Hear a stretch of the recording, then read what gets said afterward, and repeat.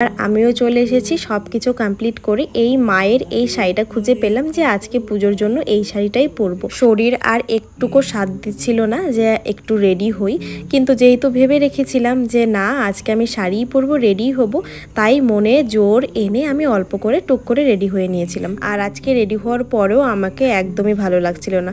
মা বলছিল সারাদিন খাসনি তো তাই চোখগুলো গর্তে চলে গেছে, তাই এরকমটা লাগছে। সকালবেলা হতেই যার ভাত লাগে, আজকে সারাটা দিন না খেয়ে থাকলে তো এরকমটা হবেই।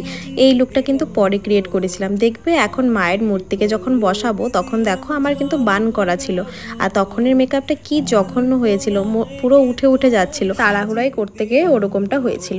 আর যেহেতু মায়ের বসানোর পরে কি কি করতে হয় না করতে হয় আমি তো জানি না, তাই মা কিন্তু ওপাশ থেকে আমাকে বলে বলে দিচ্ছিল যে এইভাবে এভাবে কর। আমি কিন্তু ঠিক ওইভাবেই করেছি।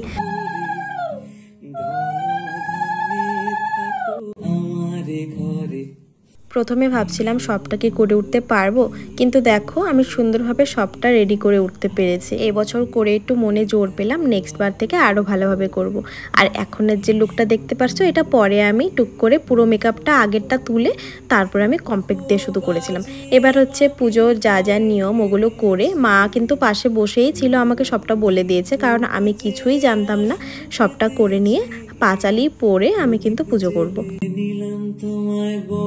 পূর্ণিমার নিশি নির্মল আকাশ, মৃদুমত বইতেছে মলয় বাতাস, রত্ন সিংহাসনে বসি লক্ষ্মী নারায়ণ, বিরাজে বৈকুণ্ঠে ধামে অতি শুভসন।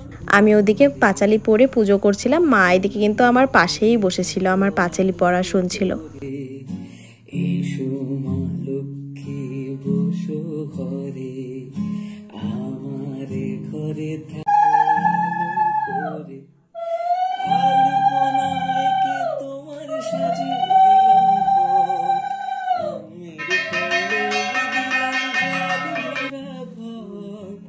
এই তো আমার পাঁচালি পরে পুজো একদম কমপ্লিট হয়ে গেছে। তারপরে আমরা কিছুক্ষণ বাইরে ছিলাম, তারপরে যারা যারা ছিল বাড়িতে যারা ছিল, তারপরে কাকা কাকি ওরা এসেছিল, ওদের সবাইকে প্রসাদ দিলাম। ফাইনালি আমি পুজোটা কমপ্লিট করতে পেরেছি, এটাই মনে শান্তি লাগছে।